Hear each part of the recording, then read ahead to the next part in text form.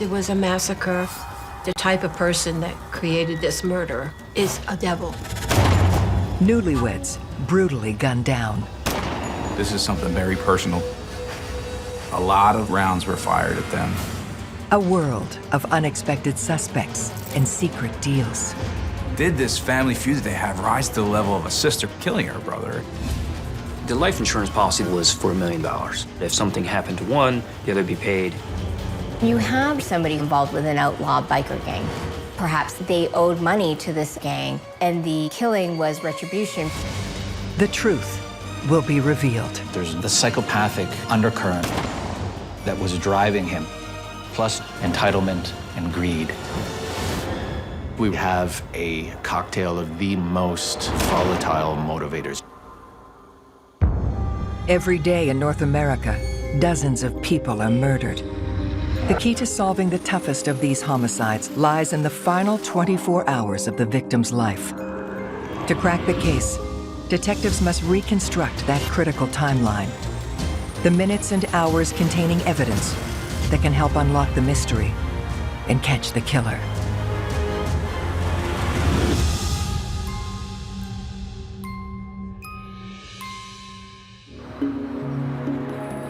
Wilmington, Delaware, the largest city in the state, where some of America's wealthiest entrepreneurs live as modern-day royalty.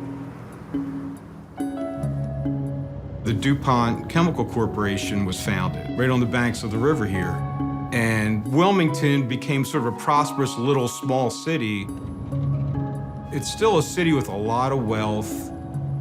And in the suburbs of the city, there's some of the richest people in the world. Wilmington's also on the corridor of I-95, so it's on a pipeline of drugs. So consequently, there's a lot of drug gangs that have popped up.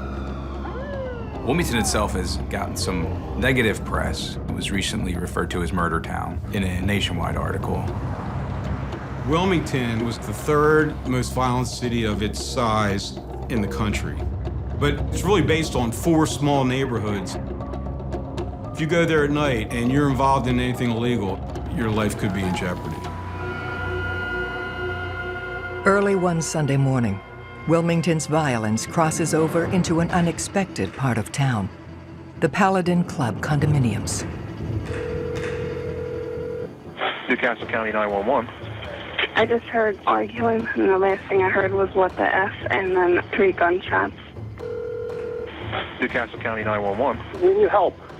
My neighbor is laying on the ground. She's hurt, right? She has blood all over her body. So at 1:16 a.m., 911 received a call about a woman down on the ground, apparently shot, very bloody scene.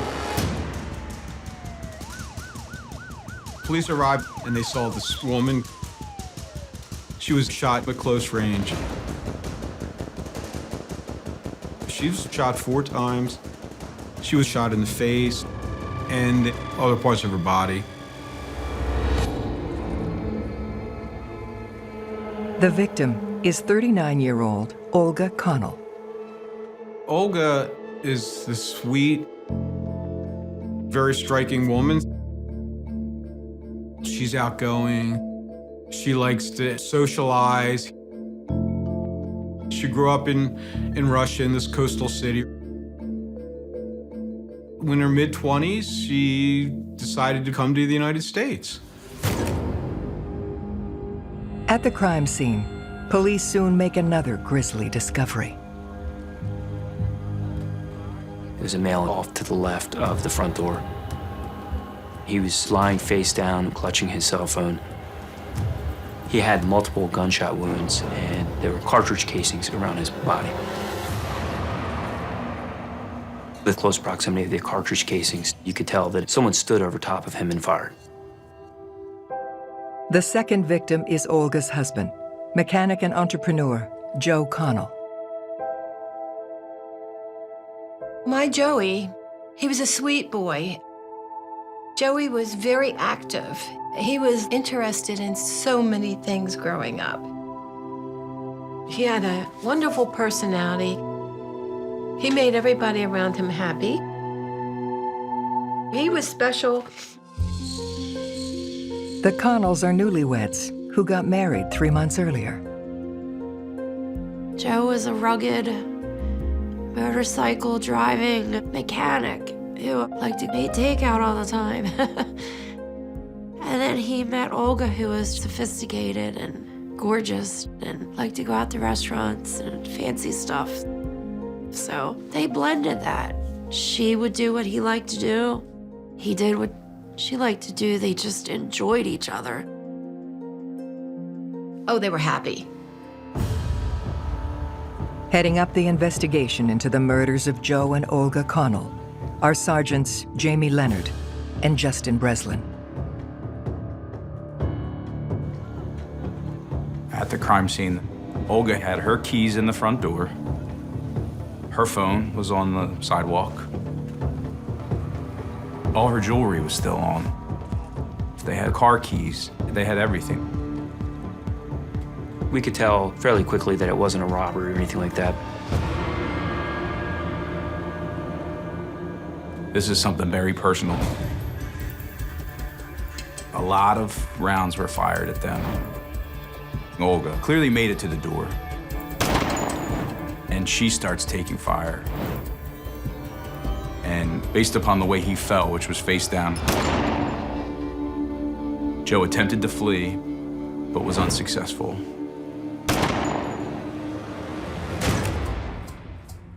There was 2 different calibers of ammunition. It was 9mm and .22 caliber ammunition. It definitely means 2 different weapons. But whether or not there were 2 shooters remains to be known. This is often the telltale marker of what we call a team killing, which is 2 or more people united in a single act of murder. This wasn't something that just randomly happened. It was something that appeared to be planned.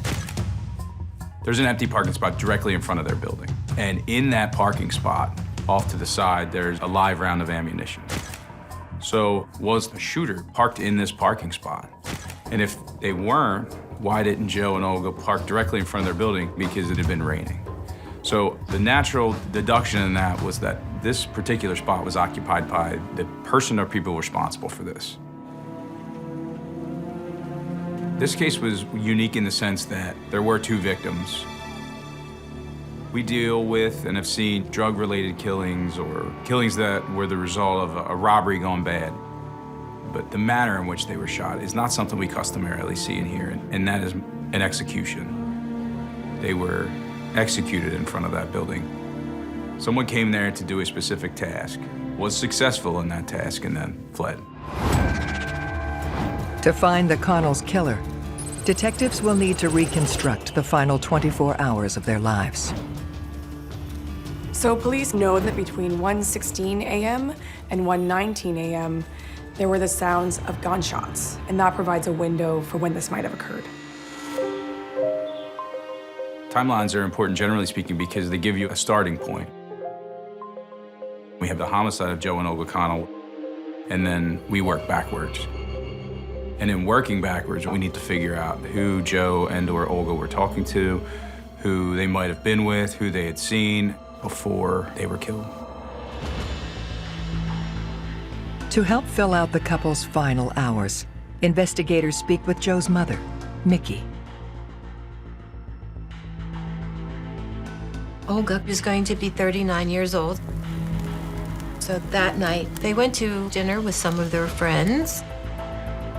There was food, there was drink, and it was, all their close friends. Everybody left around 12:30, and then Joe and Olga hung around for a little bit. Maybe they had a last drink, and they left around 1 o'clock. Detectives ask Mickey if she knows of anyone with a grudge against Olga or Joe. She offers up an unexpected tale of bitter sibling rivalry. I have 4 children, and everyone grew up in Delaware. Kelly is the youngest, then comes Joe. I was closest with Joey growing up. He was a jokester, prankster, did a lot of pranks to me. I grew up always knowing Joey was the favorite. It just is how it was. He got everything he wanted, no matter what it was. It was always given to him. Detectives learned that years earlier, when Kelly got married, her mother gave her a diamond ring. The family heirloom soon became a point of contention between the siblings. Joey said, Mom, I would really like to marry Olga. And I was wondering what you did with your ring. I said, I gave him to Kelly. And he said, do you think you can get him back from Kelly? So I got the ring. I gave it to Joe. So I didn't see where Kelly would really need that ring at that time because she's divorced. And Joey asked me, and I would do anything for Joey. When Kelly found out this was bad, It was a $20,000 ring. I mean, I was really angry. I just felt kicked in the teeth. Furious, Kelly confronts Joe and Olga. she made texts to Olga asking for the ring back. Then Olga was upset. That's when the fight started. Joe was livid. Joe said, I don't want anything to ever do with you or your children again. Stay the F away. They were getting nasty. When the couple's home is burglarized shortly before the murder, all eyes turn towards Kelly. In July of that year, someone had pried open their front door and stolen some jewelry, a laptop, and fled. Joe thought Kelly did it because he was telling people. And some of the family said, oh, Kelly probably did it. All arrows pointed to Kelly. So I was caught in the middle of thinking, did she or did she not? It's not uncommon for family to kill family, but did it happen? In this case, Sergeant Breslin and I had to get in there and figure out exactly what happened. In the brutal murder of Joe and Olga Connell, detectives zero in on a surprising suspect. Joe's sister, Kelly. Joe, Kelly, and Olga had been fighting over this ring, and that burglary. The feud intensified, and Olga tried to get what we call here in Delaware a protection from abuse order, or you may know as a restraining order. The feud was certainly something that could come to violence. When there's an application for a restraining order, it tells me some conflict has escalated to the point that maybe one party or both are feeling that aggression or violence is a possible option. Did this family feud that they have rise to the level of a sister wanting to have her brother killed? Or possibly physically killing her brother? Detectives bring Joe's sister Kelly into the station for questioning. Kelly's reaction when we told her what happened to her brother, it weighed heavy on her. We would have to go through 15 minutes allowing her to compose herself every time we talked to her. But her reaction could be faked. With suspicion swirling around Kelly, police ask about her whereabouts the night of the murders. I'm home recovering from surgery at this time. I'm just home, focusing on me, focusing on my kids, brokenhearted that Joey's not there for me. Detectives dig into Kelly's story to confirm whether she's telling the truth or lying. We learned that just prior to her brother's death, Kelly had had a medical procedure done that kind of rendered her not necessarily bedridden, but she didn't go out of the house very often. She was weak, she was tired. We're looking through her phone and see she's communicating with people that night, telling them, hey, I'm at home tonight, or yeah, I'm not leaving the house. And also, GPS tower locations show that she was where she said she was. On top of all that, we know she had no means to pay someone to do this. This double homicide. If it was a paid contract, it's not cheap. At this point in time, Sergeant Breslin and I were confident that Kelly's not the driving force behind the death of her brother and his wife. Before leaving, Kelly reveals there's someone she's always been suspicious of. Joe's business partner, Chris Rivers. Kelly was not fond of Chris Rivers. She had nothing good to say about Chris. Chris and Joe partnered at this one shop called CNS Automotive. Chris bought this old Jiffy Lube, and he converted it into a high-tech auto repair shop, and it was very successful. Joe goes to work at the shop. Joe was a good mechanic, and he's reliable, and Chris asked Joe to be his partner. Looking for answers, detectives bring Chris Rivers down to the station for questioning. Talking to Chris Rivers, you could see that he was visibly nervous. He was breathing heavily, and you could see his pulse in his neck. We told him we were there to speak to him about his business partner. Early this morning, we received a call about a shooting in Paladin Club where Olga and Joe live, and both of them are killed. Are you serious? Do they know who did it? Chris's reaction to Joe and Olga's death raises a red flag. Genuine grief just didn't really manifest itself at all. I gave him a minute, kind of stepped away and watched from the monitoring room to see if maybe it's just because there's just like machismo. He doesn't want to break down and cry in front of me. It's just never changed. It was this fake, repetitive, oh my God, oh my God. Oh my God. It varies case by case what reveals a suspect who's actually committed the crime will sort of unveil for investigators. Some will go too far, will go over the top, excessive grief. Some become too restrained. Everyone deals with grief differently, so you don't want to focus too much on a grieving person's behavior. Despite his odd reaction, Chris is forthcoming. He told us Joe had done a little time in prison after an incident at a bar where he brandished a shotgun. He was convicted at a jury trial of firearms charges, some aggravated menacing charges, and ends up with a mandatory prison sentence. After getting out of prison, Joe tried to turn his life around. Joe was attempting to do everything right. He got this job. He's staying out of trouble by all accounts. There's no record of him getting into any sort of probation trouble after his initial prison term. He seems to be on the right track.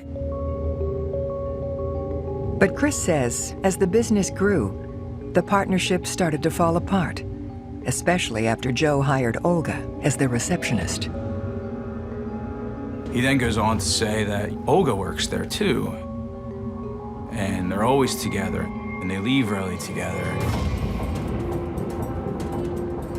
Ultimately, Chris says that Joe had become a problem around the shop. He wasn't pulling his weight. He wasn't working full hours. So you said he wouldn't come to work. What was his explanation to that? He said he had stuff to do, running around, had meetings to go to with Olga. I mean, whenever I wasn't there, I'd still hear stories, people stopping by, he disappearing. With tension at play between Chris and Joe, detectives ask him where he was the night of the murders. Now we need to kind of establish this timeline. When's the last time you spoke to Joe? When's the last time you guys had met up or you socialized? So he begins to give me more or less a play-by-play of his whereabouts. Chris was supposed to show up for a celebration of Olga's birthday. However, Chris never showed up. He never made it to the bar. He was late getting done from work, and then he had to get his child's mom dinner. Then he says that he went home. So I asked Chris for times, are you having any communication with him back and forth? He said, yeah, we were texting back and forth related to, are you coming down to this party? According to Chris, at 11:38, Joe texted, saying he and Olga would only be out for another hour. So Chris decides to stay home for the night. Chris said that he was home, and he said that he had surveillance to support his alibi at the time of the murder. So you go from the shop to your house, or? I have video at my house. Oh, you do? Okay. What time do you get to your house? I'd say around 11 o'clock. Chris told us to take my surveillance cameras that I have both inside and outside of my house. Detectives dig into Chris's alibi for the night of the murders. So we have more or less this timeline from surveillance cameras and Joe's phone that shows this communication between he and Chris. We talked to his child's mother, who said, yeah, he came in about 11 with dinner. We had good, quality, credible information. Chris was home when Joe and Olga were killed. That was clear. He got home about 11, and he left the following morning. With his alibi confirmed for the time of the killings, Chris tells police he has some information he's been holding back. Chris says that Joe used a lot of steroids. And Joe sells steroids from my shop. Chris says to me, it makes me mad, and I'm angry about it, and I confronted him about it. And he ultimately says to me, I don't want these guys coming after me. And I said, what guys are you referring to? He's like, well, this has got to be about steroids. As detectives consider that the murders could be related to Joe's illegal side venture, Chris makes his most startling disclosure yet. Chris had offered up that Joe was involved with or a member of a outlaw motorcycle club called the Pagans. Chris had suggested that maybe the Pagans could be responsible for this. We look at the fact that, one, that Joe and Olga were executed. Two, we know now from Chris that Joe was selling steroids. And now enter this outlaw motorcycle club. So there's always questions when you hear somebody who's involved in illegal activity and also involved with an outlaw biker gang. Perhaps they owed money to this gang, and the killing was retribution for the debt owed. For what we know about their organization. Killing, drug dealing, all these things kind of fit in with the way they operate. So we're thinking that, yeah, this actually is something to follow. These are money-driven organizations at the end of the day. Outlaw motorcycle gangs dabble in enough forms of crime. If you were to cross them and steal from them, you wouldn't be in a very good position. And it looks as though Joe may have been in deep to these people. In the brutal double homicide of Joe and Olga Connell, police are working a new theory that the newlyweds could have been killed by outlaw motorcycle gang, the Pagans. Talking to different friends and family members, we found out while Joe was in prison, he became acquainted with the Pagans Motorcycle Club, and they became close. And Joe would associate with the Pagans. We loved all of them because they were a group of riders. When he came out of prison, they liked to ride together. I knew a couple of them, and one of them that really was a good friend of Joe's. Through their law enforcement sources, the police checked the Pagans to see if there was any beef with Joe. And they assured the police, no, we got no problem with Joe Connell. But could this be a lie being fed to them by lower-level gang members? We were able to get in touch with a member of that club who held an authoritative type position. He reiterated to us that Joe was a friend of several of the members there, but that they had nothing to do with his death, that they were as taken aback by it as everyone else. So we were able to close the book on that, at least for the time being. With the Pagans' lead eliminated, the investigation into the double homicide of Joe and Olga Connell hits a wall. People that live in Wilmington and around Wilmington were worried about all these shootings.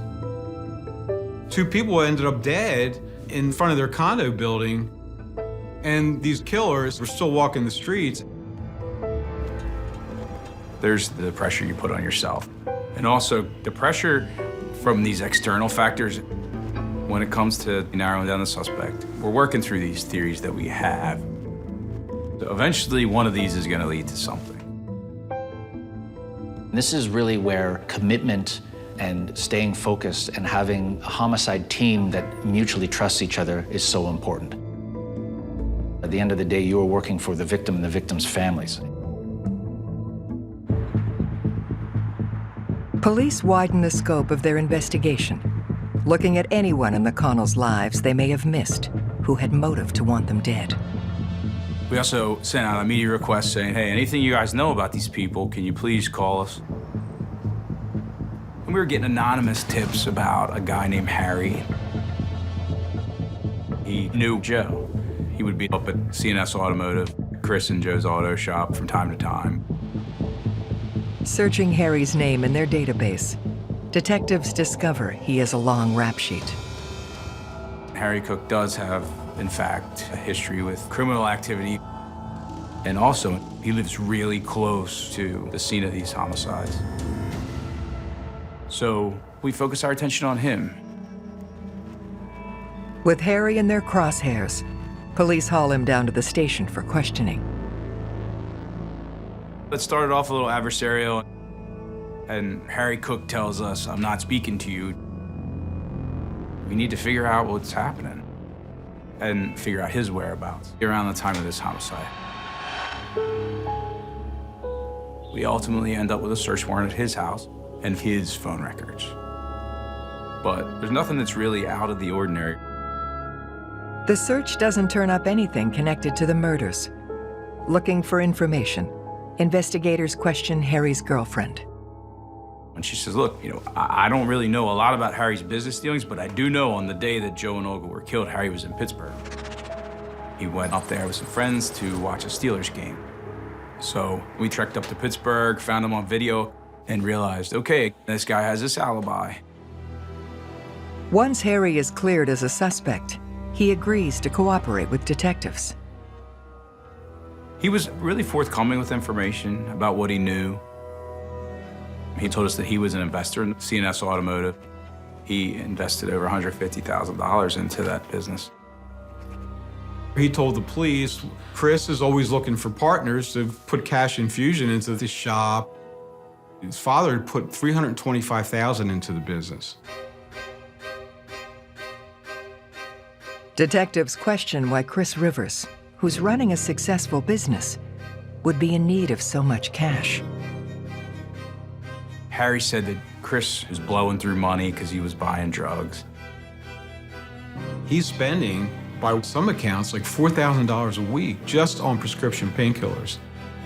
He was doing a lot of them. 100 oxycodone pills like twice a week, and sometimes cocaine. So Chris had a very expensive drug habit, and he had a habit of not paying his bills. He had debts, and he owed a lot of people a lot of money. He always told everyone Joe Connell was spending everything, living lavishly, going out to eat, buying expensive Mercedes. Or in actuality, Chris Rivers was the one spending all the money. As investigators comb through the automotive shop's financials, they make a crucial new discovery. We found out there was a large insurance policy that Chris and Joe Connell placed on one another for the business. So they essentially insured one another. If something happened to one, the other would be paid. The life insurance policy that Chris Rivers had on Joe Connell was for $1 million. Chris is reported to have a significant debt. It's possible that he could resort to desperate measures in an effort to pay this debt or to obtain even more financial resources. It certainly wouldn't be beyond the realm of possibility for somebody to kill to obtain that money. Police can now see a clear motive for Chris to kill his partner, Joe: money. Harry said that several months before, Chris was visibly upset. He'd been crying, he was angry, and he went on about how Joe was taking money, and Chris couldn't pay the mortgage, and he couldn't buy food for his kid, and kind of like doom and gloom. Chris had been bad-mouthing Joe a lot. Then Harry says that Chris makes this really odd comment to him. Says, I'm just gonna have Joe killed. After a series of false starts and dead ends, investigators circle back to a previous suspect in Olga and Joe Connell's murder, Joe's business partner, Chris Rivers. Chris Rivers was interesting because there was money and greed, drugs, but we have good information that he is at home when the homicide happens. You always have to keep that in your mind, that I don't want to get too far down this rabbit hole when we should be over here, looking at other possibilities.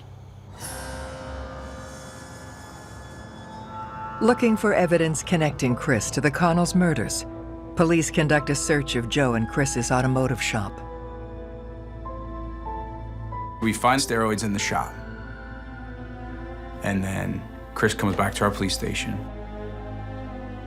Chris Rivers described the steroids that were at the shop as being Joe's. He specifically told us that they were there. And he said, I told him to get that stuff out of the shop, but he keeps selling it. And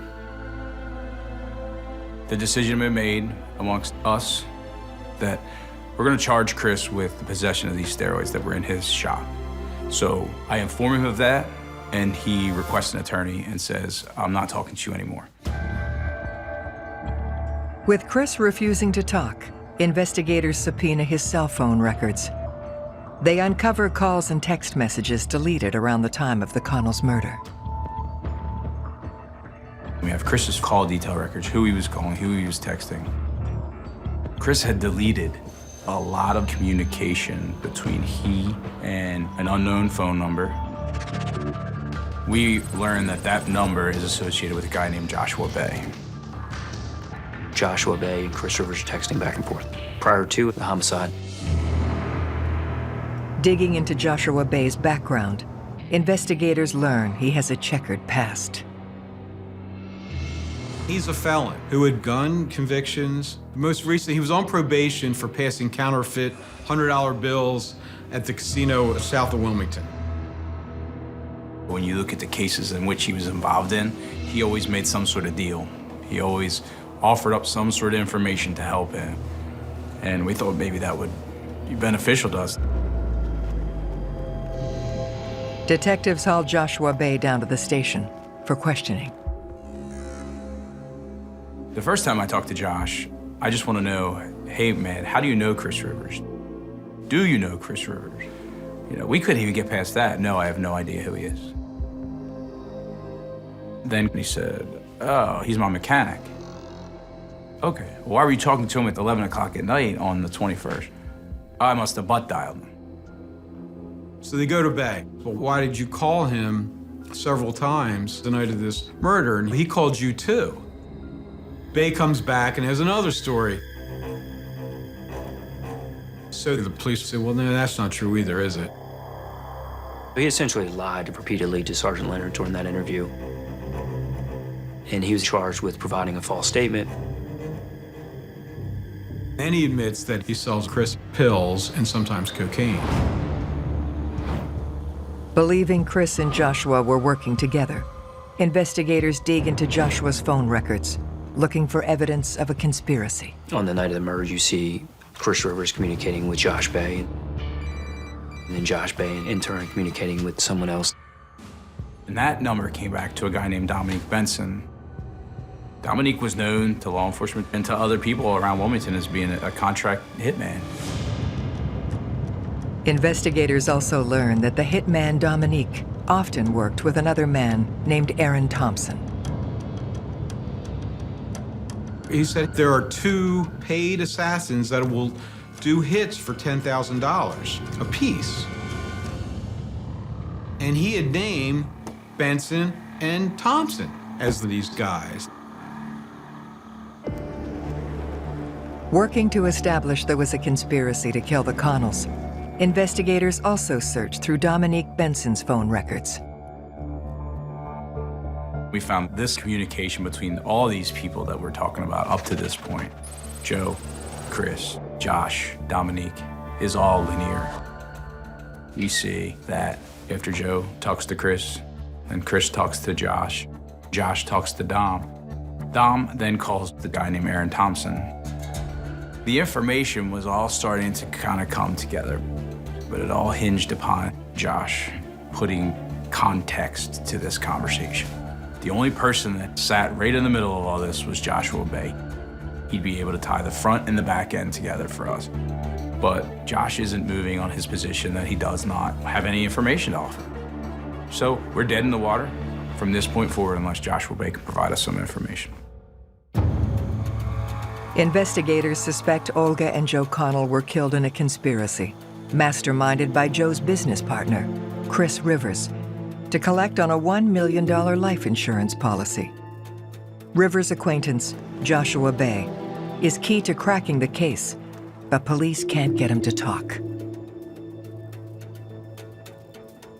Frequently, the low-hanging fruit, or in this case, somebody in the middle, if you can get to them first, you can work the chain of the conspiracy up from there.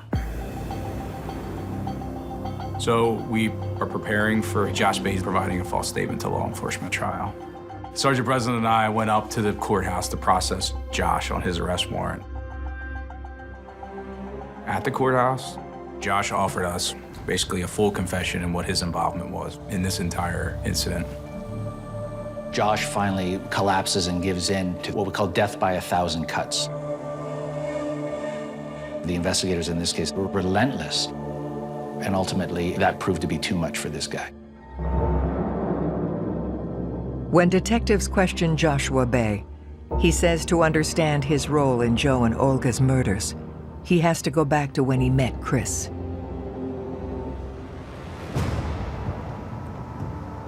From time to time, you go to CNS Automotive, have his car worked on. Josh had been in a car accident, had been prescribed oxycodone. Chris says something to Josh to the effect of, hey, do you sell those? Josh says, yeah, these are prescribed, but I can get you whatever you need. So they begin to forge this relationship based solely upon the sale of drugs.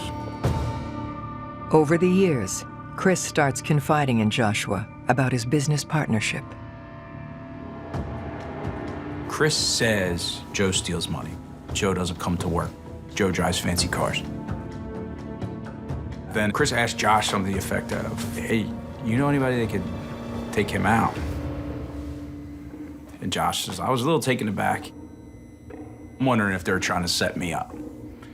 So I laugh it off. And a couple months later, Chris says, no, I'm serious. What are we talking about? I'll pay whatever. Chris and Josh go back and forth on price. And Josh tells us that he went so far as to ask Chris, well, why do we have to kill Olga? And he says that Chris said, I don't know what will they have. I want to make sure she doesn't get half this business. They ultimately decide that Dominique's going to do the killing with Aaron Thompson. From that point on, Joe and Olga became more or less hunted. Joshua reveals that prior to the murder, Chris orchestrated the break-in at the Connells' home, then worked to shift the blame. He had Josh Bay burglarize Joe's home. And then Chris had a burner phone. He was sending these threatening texts from me to Joe and Olga to the point where they tried to get a restraining order. Chris was fueling this fight between Joe and I. I didn't know all this was going on. With Joshua's confession, detectives are now able to fill in the final 24 hours of Joe and Olga Connell's lives. Josh says on the day of the actual killing, he reaches out to Chris. Chris says something to him like, tonight's the night, 7 o'clock, they're going out to a restaurant. On September 21st at 7 p.m., the Connells head out to celebrate Olga's birthday with friends. So at 8 p.m., Chris is at the shop. He texts Joe to find out if they're at dinner, and Chris talked about that he would actually go. But then at 11, Chris arrived home with his food for his girlfriend. At 11:38, Joe texts and says, look, we're gonna stay about another hour. We're having a good time. At 11:43, 5 minutes after Joe texts Chris texts Bay, and then Bay follows up with a text to Benson, and Benson follows up with a text to Aaron Thompson. So they're all on the same page before the murders. Olga and Joe leave the restaurant at 1 a.m. and head straight home. At 1:15, they arrive home. They walk up to the door. Olga puts her keys into the lock and goes to open it. and someone started firing. Joe tried to take off, someone ran after him and shot at him, got him down, and fired point blank in the back of his head.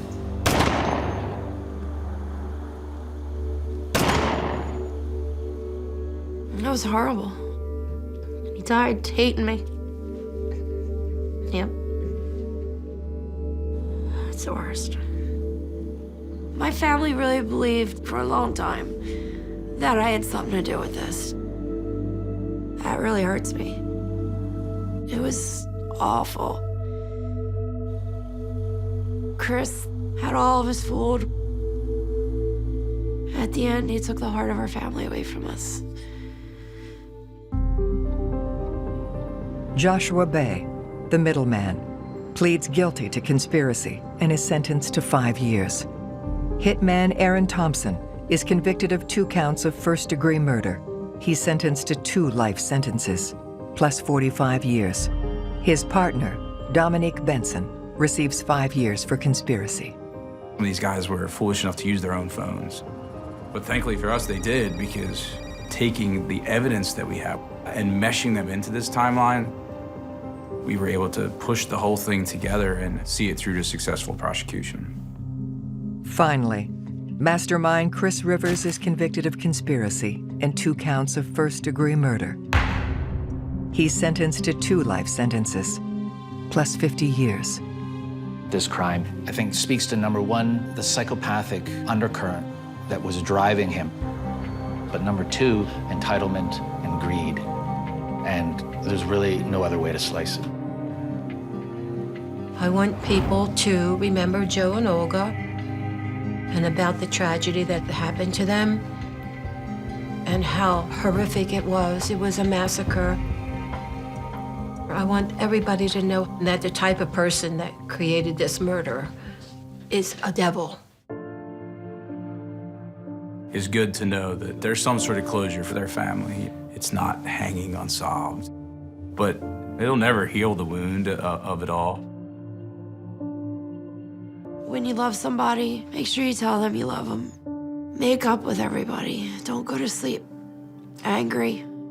You might never get the chance again. You know, to tell them you love them. That's a hard thing to deal with. Kelly and I are very close now. Went through a whole lot, and thank God. But we missed everything about Joe and Olga.